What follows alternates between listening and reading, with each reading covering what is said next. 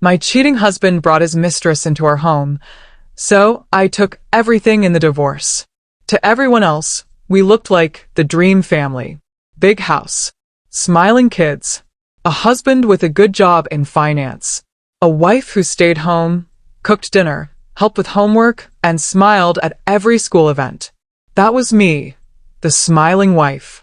I'd been married to Rob for 14 years. We met in college, fell in love fast, and got married before we even had steady jobs. Back then, we were broke, but happy. I believed we'd build a life together, and we did. At least, that's what I thought. We had 3 kids, 12, 10, and 7. Smart, funny, and full of life. I gave up my job to stay home with them when they were babies. Rob said it was best for the family. He'd take care of the money. I'd take care of everything else. So I did. I packed school lunches every morning, made dinner every night, cleaned the house, managed the schedules, handled fevers, bad dreams, and birthday parties. When Rob got promoted, I cheered him on. When he got home late, I warmed up his food. When he was tired and quiet, I didn't ask questions. I thought I was being a good wife. But over time, things started to feel off. Rob stopped talking to me like he used to. He spent more time on his phone than with the kids. He started working late almost every night. If I asked him why, he'd get annoyed. I'm providing for this family, he'd snap. What more do you want from me? The first time he changed his phone password, I let it slide. Maybe it was work stuff. Maybe I was overthinking. But then he started keeping his phone face down all the time. Started taking it with him to the bathroom, even in the shower. I asked him one night, "Are you okay? You seem distant lately." He didn't even look up from the TV. You're imagining things again. Again. That word stung. He had a way of making me feel crazy when I asked normal questions. It happened more and more. I'd say, "You've been coming home late all week." And he'd say, "No, I haven't. You just don't remember things right." I started to wonder if he was right. Maybe I was imagining things. Until the night, everything changed. It was a regular weekday. Dinner was over. The kids were doing homework. Rob was still at work. Our 10-year-old daughter left her tablet on the couch. Rob didn't realize it was connected to his iCloud account, screen still on. I picked it up to charge it, and that's when I saw it. A photo. It wasn't meant for me to see. It was Rob, in a hotel room, shirt off, smiling, and beside him a woman. Long hair, bare shoulders. I froze. I clicked on the album. There were dozens more. Them kissing. Them at dinner. Them in our backyard. Her wearing my necklace, the one he gave me for our 10th anniversary. I felt my heart stop, then pound, then break. All at once. But I didn't cry. I didn't throw the tablet or scream. I sat down, took a deep breath, and I made a decision. I wasn't going to fight him. I was going to ruin him. I stared at the tablet like it was a ticking bomb. My daughter's innocent little device had just blown up my whole world. I looked at the clock. 7:43 p.m. Rob was working late again. Right. The pictures weren't blurry. They weren't hidden. He didn't even bother to delete them from the cloud. His arrogance was unbelievable. I scrolled through each one like I was flipping through a book I didn't remember writing. Him kissing her cheek. Her taking a mirror selfie while he slept. Them laughing over drinks. And then, the one that broke me. It was taken in our bedroom. My bedroom. She was wearing my robe. Sitting on my side of the bed. Holding a mug I made in pottery class with our daughter. I recognized the background, the throw pillows, the picture frame of our kids that now sat just inches from her elbow. He had brought her into our home. That was when something inside me flipped. The sadness didn't stay long. It was swallowed by something colder. Sharper. This wasn't just cheating. This was war. And I was done playing the sweet, clueless wife. But I couldn't act right away. Not yet.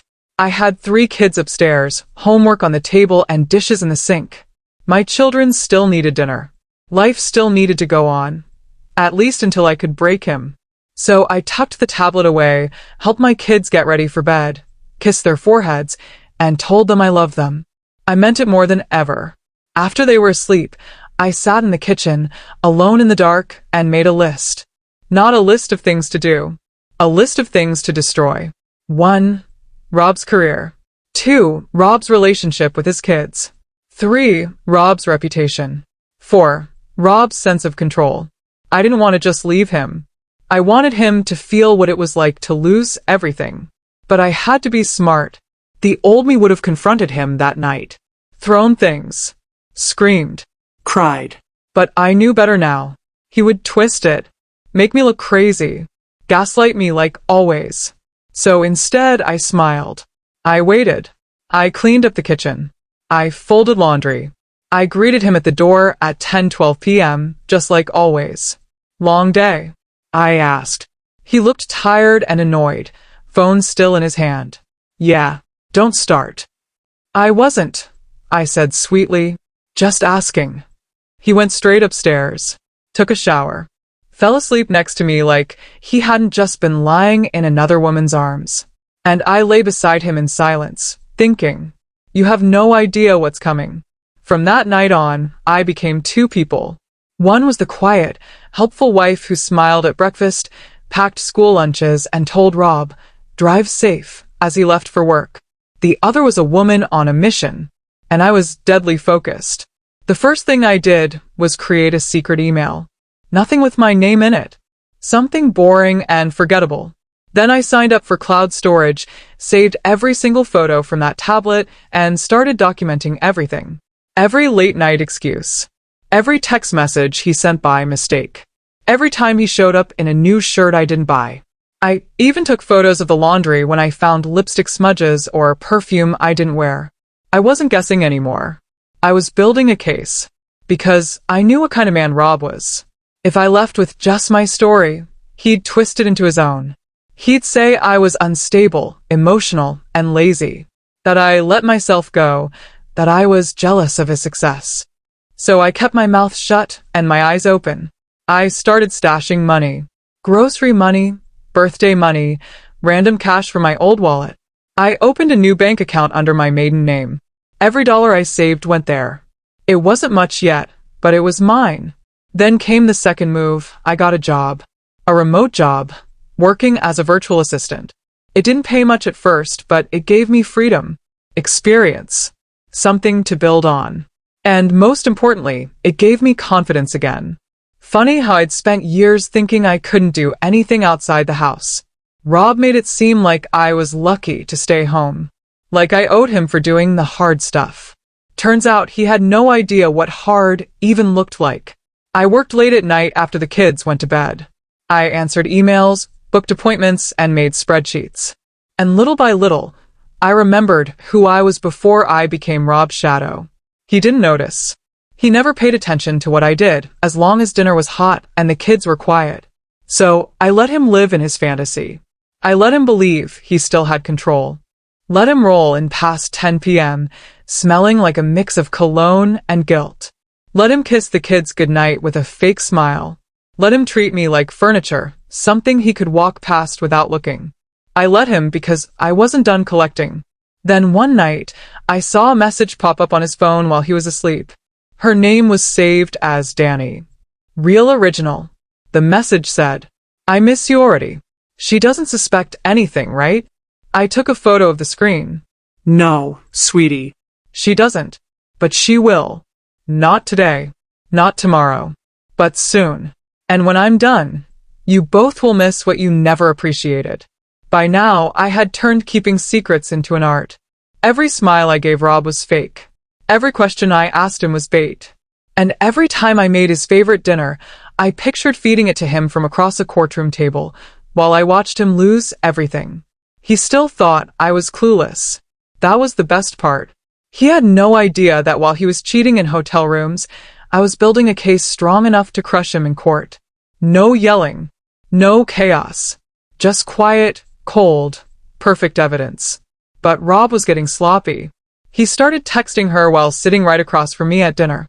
When I asked him a simple question like, did you remember to call the plumber? He'd snap, you always talk so much. Can I eat in peace? I'd nod and go silent. Meanwhile, I'd screen record him tapping out replies on his phone with a grin. He started going out of town for work every few weekends. I knew for a fact he wasn't. I tracked the location of his work phone, thank you, family data plan, and he was always in the same city. Always at the same hotel. He didn't even bother deleting his hotel confirmation emails. Just marked them as read. I forwarded every single one to my secret email folder. The fall of Rob. But here's where it got fun. I made a new friend. Jessica. Rob's assistant at work. I met her by accident at a fundraiser Rob forgot to tell me about. I showed up with the kids, looking like the perfect supportive wife, and introduced myself to everyone, especially Jessica. She was sharp. Kind. Younger than me, but not fake. She told me she handled all of Rob's calendar bookings and email filters. Bingo. We exchanged numbers. She thought I was just being friendly. I texted her once a week to check in, pretending to be curious about Rob's workload. Turns out, Jessica didn't like Rob much. Said he was arrogant. Said he took credit for her work. Said she hoped his extra time at lunch didn't get her in trouble one day. She had no idea she was confirming everything I needed. Meanwhile, I kept stacking cash. That virtual assistant job had turned into a full-time client load. I was now making decent money, more than I expected. I used some of it to hire a lawyer. Quietly, discreetly. Her name was Carla, and she was everything I wasn't. Loud, fierce, and ready to burn things down. She was the perfect sword to my silent armor. I gave her the folder. She whistled. This guy's toast. She filed everything away and told me, let him keep digging his grave. We'll show up with the shovel later. That night, I came home, tucked the kids in bed, and watched Rob walk past me with that smug little look on his face. And I smiled. Because I knew something he didn't. I wasn't the same woman he married. I was smarter now. Stronger. And more dangerous than he'd ever know. By now, the plan wasn't just in motion, it was rolling downhill like a freight train. Fast, loud, and unstoppable. Rob still thought he was winning. Still thought he was slick, juggling lies like some discount magician. But I had the finale ready. And it started with a barbecue. I planned it 2 weeks in advance. Made it look casual. Let's invite friends over. I told him one night while folding laundry. You've been working so hard. We need to relax. He grunted, barely looking up from his phone. Yeah, sure. Whatever. I smiled. Great. I'll text everyone. And I did. Friends. Neighbors. A few of his work buddies. His parents. Oh yes, definitely them. I made sure to get enough food, drinks, and decorations to make it look like just another happy weekend get-together.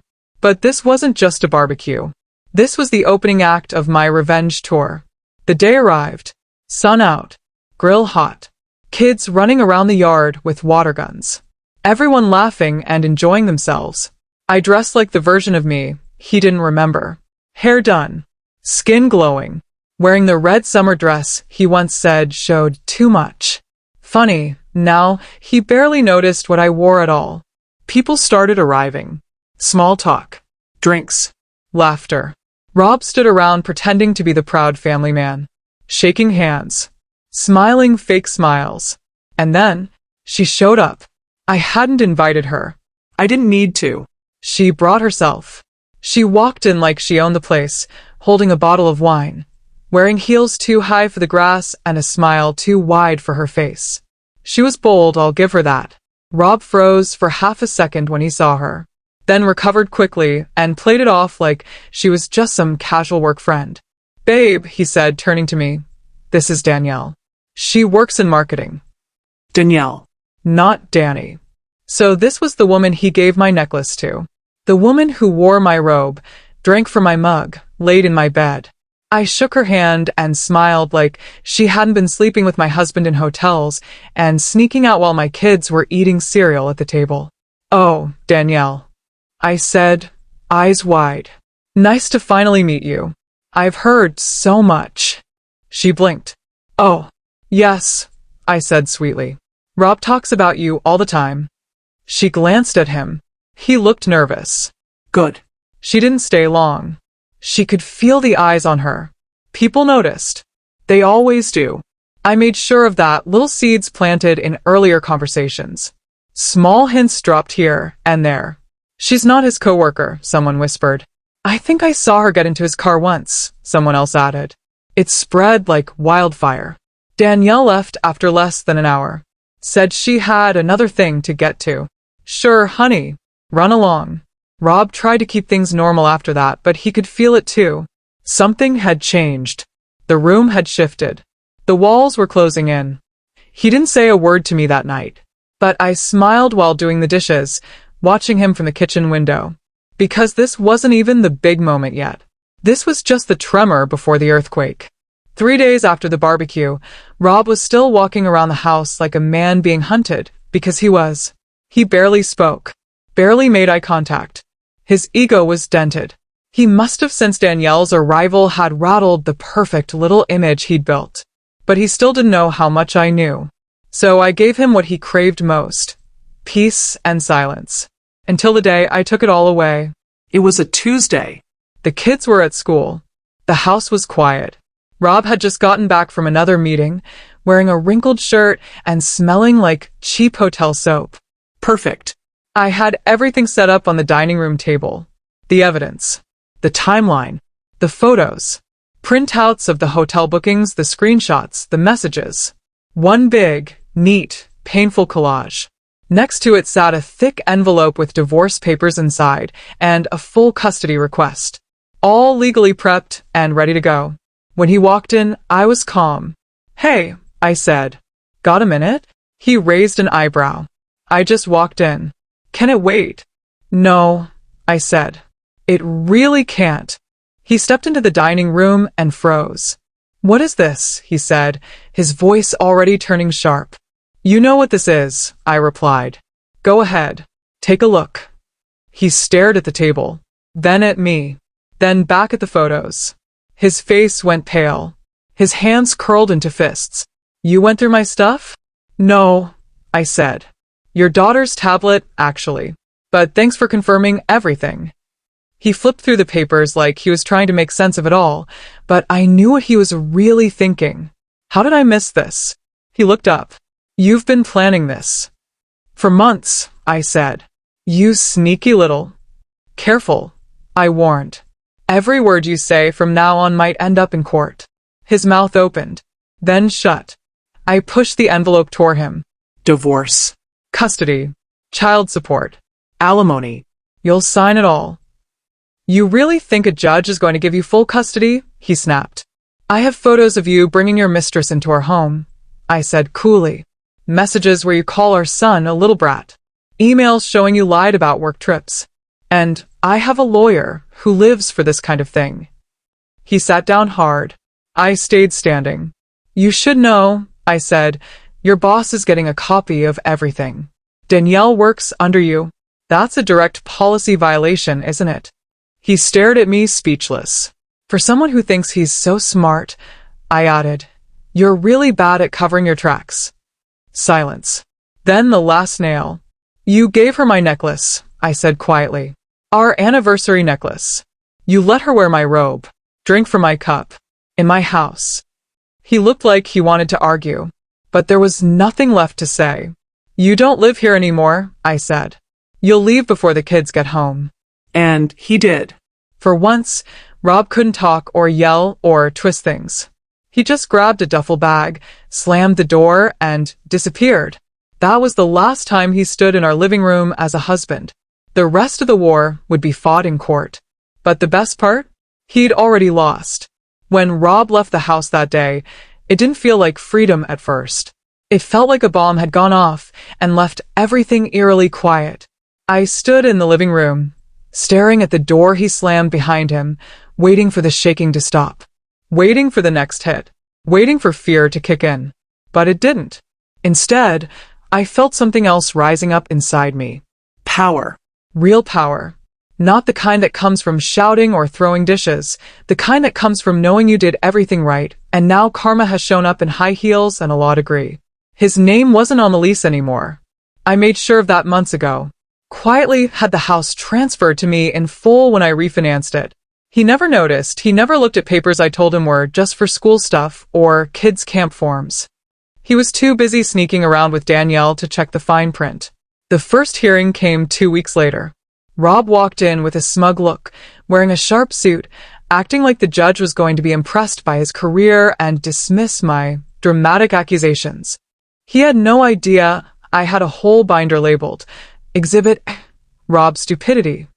Photos, emails, witness statements, even a friendly note from Jessica, his own assistant, who quietly confirmed the timeline of his lunch breaks and conference calls. Rob's lawyer tried to paint me as unstable, said I was overly emotional and trying to use the kids as a weapon. So I stood up, calmly, and handed over everything. The judge flipped through the papers, nodding slowly. Your client allowed his girlfriend to wear his wife's clothing in their shared home while the children were present. Rob's lawyer stuttered. W can't confirm that the children were. They were, I said. My son came home early from school and saw her. He cried for an hour. The judge looked at Rob. Do you deny this? He didn't speak. His face was tight. The judge leaned back and sighed. Let me be clear. Cheating is not illegal. But bringing emotional harm into the children's environment repeatedly is absolutely taken into consideration. And just like that, Rob's whole defense crumbled. I got full custody. He was granted visitation twice a month. Supervised. He would also be paying monthly child support and a hefty amount of spousal support for the next 4 years, per the prenup that he also hadn't bothered to read back then. My lawyer smirked as we walked out. He brought a knife to a gunfight. You brought a bazooka. I didn't celebrate. Not yet. I waited until I got home, shut the door behind me, looked around the living room, my living room, and sat down on the couch. I breathed. No more pretending. No more secrets. No more tiptoeing around a man who thought he was smarter than me. Rob didn't know it yet, but he had just created a version of me he would never be able to handle. Not a wife. Not a victim. A warrior. You'd think after court, after losing the house, the kids, and half his income, Rob would learn to lay low. He didn't. Instead, he started playing the victim, posting vague things on social media like, some people don't appreciate a good man until he's gone. Or, tired of being blamed for everything. I deserve happiness too. Oh, and my favorite one. Fathers have rights too. Please. He wasn't a victim. He was just loud and embarrassed. And since he wanted to be loud, I decided to turn the volume all the way up. I threw another barbecue. But this one wasn't for small talk. This one was for justice. It was the end of summer, the perfect time for a big community party. I invited friends, neighbors, his coworkers, the ones who still talk to me, his parents, and just to make it extra spicy, Jessica, his ex-assistant. I wanted everyone who mattered to be there. Everyone who had seen us as the perfect couple. Everyone he had lied to. And this time I had a presentation. I borrowed a projector from the PDA and hung a white sheet on the back fence. Made it look like a fun idea for the kids. A movie under the stars. Only it wasn't Frozen or Encanto playing that night. As the sun set and everyone got their food, I stood up with a mic and smiled. Thank you all for coming, I said. Before we start the movie, I just wanted to share a little slideshow, a look back at what this past year has been like. The crowd clapped politely. Rob's mom smiled from the patio. Then the first photo came up. Rob and Danielle. Hotel bed. Him shirtless, her grinning. People gasped. Second photo. Her in my robe. Third photo. Text from Danny saying, she doesn't suspect anything, right? Fourth. Rob replying, she's clueless. She still thinks I'm working late. The patio went dead silent. I stood beside the projector, flipping the images slowly, one by one. My voice didn't shake. This, I said, is what was going on while I was making dinner, taking care of sick kids, and waiting up at night. People turned to look at Rob's parents. His dad stood up and walked straight out of the yard. His mom's hand flew to her mouth. Somebody whispered, "Oh my God." Someone else said, "He brought her into the house?" Jessica, bless her, leaned into one of Rob's old co-workers and said, "She sent me these months ago. She's been building this for a while." And just like that, my quiet, slow-burn revenge became a wildfire. Rob wasn't there, of course. He'd stopped showing up to events I hosted. But word spread fast. Within an hour, someone had tagged his now former boss in a photo from the event. See, the company Rob worked for had a very strict no-fraternization policy. Danielle wasn't just some fling. She was his direct report. He'd already been on thin ice since the divorce went public. The slideshow? It was the ice cracking. He was fired within the week. No severance. No recommendation. I didn't lift a finger. I just shared the truth. That's the thing about loud revenge. It doesn't need you to scream. It just needs you to show up with the receipts. After the slideshow barbecue, it didn't take long for everything around Rob to collapse. The truth spread faster than gossip in a small-town church. His coworkers turned cold. His parents stopped defending him. Danielle? She ghosted him 2 days later, probably when she realized she couldn't ride his paychecks anymore. I found out he was fired through a friend at the company. No warning, she told me. They handed him a box and walked him out. I didn't smile. Okay. I did smile. Just a little. He tried to call me that week 3 times. I didn't answer. What was there to say? Sorry I embarrassed you after you embarrassed me and destroyed our family? No thanks. Instead, I let his silence grow louder than any words. He sent a text. Can we talk? I didn't reply. Then another. You've made your point. But you didn't have to do it like that. Oh, Rob. You had no idea who you married, did you? He tried one more. This isn't fair. I've lost everything. I almost laughed. Because fair? Was it fair when he lied to my face every night? When he used our house like a hotel for his side chick? When he let our kids grow up thinking their mom was just too sensitive while he played family man in public? No, Rob. This was fair. It was the most fair thing I'd ever done. Soon after, mutual friends started reaching out. Not to take sides they already had. Most of them said the same thing. We had no idea. We're so proud of how you handled everything. His name started fading from conversations. People stopped inviting him places. He became that guy, the one who had it all and blew it for some office fling. Even the kids didn't want to see him much. He'd show up for his supervised visits looking tired, sloppy, and full of fake enthusiasm. Like he was trying to win them back with pizza and awkward hugs. But kids aren't stupid. They ask questions. Hard ones. Why did he lie to you? Why did you cry so much back then? I never said bad things about him. I didn't have to. I told them the truth in small, gentle pieces. And they started seeing it for themselves.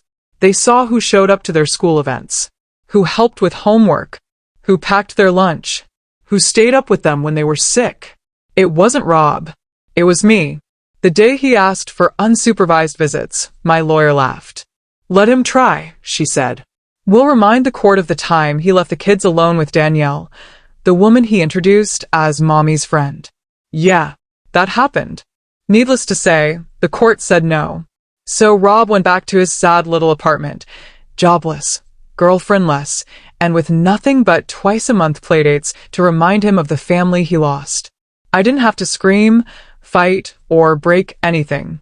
I just waited for gravity to finish the job. I watched him fall, and it was beautiful. After the courtroom wins and the slow-motion collapse of Rob's life, I finally had something I hadn't felt in a long, long time. Peace. Not silence. Not just quiet. Real peace. The kind where you wake up without your chest feeling tight. The kind where your kids laugh more freely because they know the tension in the house is gone. The kind where you can sit alone in the living room with a cup of tea and not feel like you're waiting for something bad to happen. My house was finally mine again, and it looked different. I changed the furniture, repainted the walls, tossed out every reminder of Rob, including that tacky recliner he always refused to throw away. Even the smell of the house changed. It smelled like fresh starts and cinnamon candles. Like safety. The kids adjusted better than I expected. They had questions, sure. And we talked through them. Honestly, calmly, without drama. But they seemed lighter now. Happier. Like they didn't have to tiptoe around moods they didn't understand. We made new traditions. Friday night movie marathons. Saturday pancake breakfasts where everyone got to pick their toppings. Dance battles in the kitchen to old-school jams I hadn't played since college. We were healing together. As for me, that virtual assistant job I picked up during my secret planning phase, it turned into a career. I landed more clients, learned new skills, took online courses, built a business. Before long, I wasn't just making money, I was thriving. I had financial independence, a flexible schedule, and most importantly, self-worth. I didn't need anyone to provide for me. I was doing just fine, better than fine, all by myself. People started to notice. Neighbors. Friends. Even women from my kids' school who used to give me that, "Oh, you poor thing, look after the divorce." Now they ask me for tips on budgeting, working from home, or how to keep it together. And I told them the truth. I broke down. Then I got back up. That's it. Simple, but real. I ran into Rob once at the grocery store. He looked rough, unshaven, tired, pushing a cart with microwave dinners and instant noodles. He gave me a half-hearted wave. I nodded. Nothing more. He didn't deserve a smile. Not even a fake one. Back at home, I stood in the kitchen one evening watching my kids draw pictures on the counter. I looked around at the home I had rebuilt, not just the walls, but the energy, the feeling. This was a house filled with love. With rules I made. With boundaries I protected. Rob used to think he was the king of this castle. But I had become the queen. And the queen doesn't beg for a seat at the table. She owns it.